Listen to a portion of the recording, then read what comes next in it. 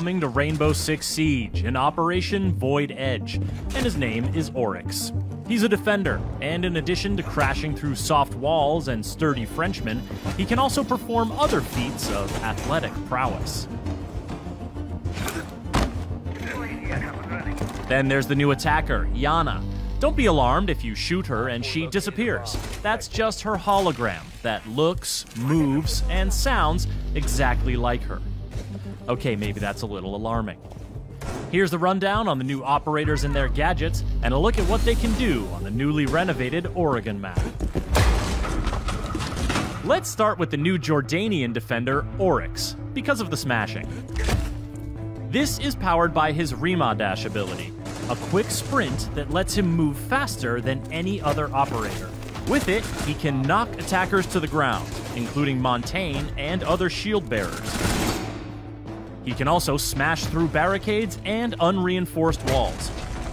Keep in mind that while barricades are a breeze, he does take some damage when crashing through a wall, so don't get too smash-happy without a friendly dock nearby unless you want to end up losing a 1v1 to wood paneling.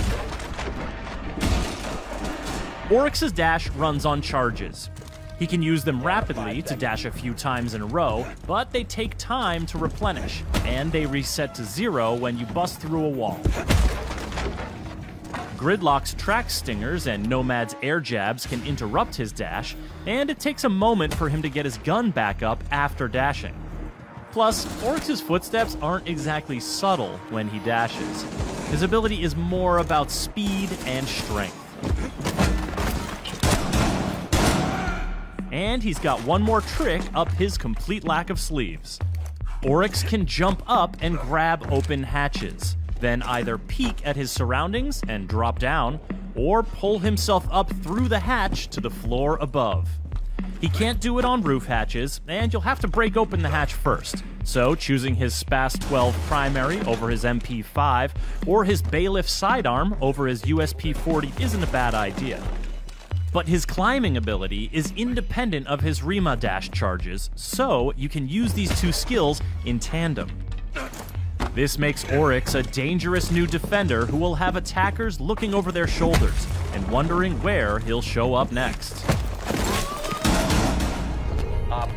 Operation Void Edge is also bringing the attackers their own deceptive new threat, even though it's something that can't hurt the defenders at all. This is the new Dutch operator, Yana, and this is her hologram. Using her Gemini replicator gadget, Yana creates and controls a hologram that looks like her, including her headgear, uniform, and primary weapon skin. Moves like her, with the exception of rappelling or climbing ladders, and sounds like her.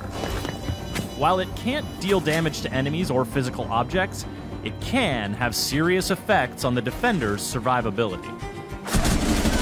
In addition to scouting traps, but not triggering them, Yana can make defenders think she is breathing down their necks, and bait them into throwing their C4, or dupe Smoke or Goyo into triggering their gadgets prematurely. After all, when a defender sees the hologram peek around a corner, or hears it in a hallway, how are they to know it's not the very real and very dangerous Yana? Convincing as it is, the hologram is fragile. One bullet will destroy it, as will electricity or mute jammers. Maestro's evil eyes can zap it as well, and they can detect it's a hologram by the telltale lack of warm body glow. Shooting Yana's hologram does not result in a location ping, as with Alibi's Prisma holograms, and it can't ping locations, scan enemies, or see Vigil when he's using his cloaking device. Plus, Yana can't move while her hologram is active, so defenders are temporarily safe from her ARX-200 or G36C primary weapon, or her MK1 9mm sidearm. But she doesn't just have one hologram.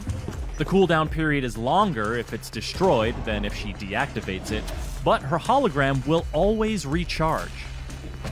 Whether she's using it to run solo misdirection plays, or conspiring with teammates in a coordinated push, Yana's deceptions can have deadly consequences. There used to be an exterior door here, on the dining hall bomb site on the Oregon map, but it's been removed as part of some key renovations to rework the map. The nearby small office tower has been expanded on both levels, giving defenders more room to work with when keeping attackers at bay. The basement area has also grown, with the dorm stairs now extending down one level and connecting through a new freezer section to the old basement. Operators looking to traverse the attic connector above the meeting hall will have more options, including a redesigned floor plan near the master bedroom and a new exterior second floor window, but the ladder to the first floor has been removed. You'll also find a new hallway connecting the big tower directly to the kitchen, allowing you to bypass the meeting room entirely. Operation Void Edge is also bringing some impactful gameplay updates that you'll want to know about. Changes to barricade damage will make breaking boards more consistent and less obstructive. Attacker drones will now spawn on the same side of the building as the attacker's first spawn location choice, and the player hub will be revamped for improved navigation. These updates, as well as the Oregon map rework, will be free for all players when Operation Void Edge launches. The new operators, Oryx and Yana, will be available at launch for Year 5 pass owners, and everyone else can unlock them a week later using Renown or R6 credits.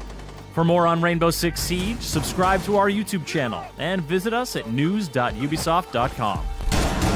Spotted.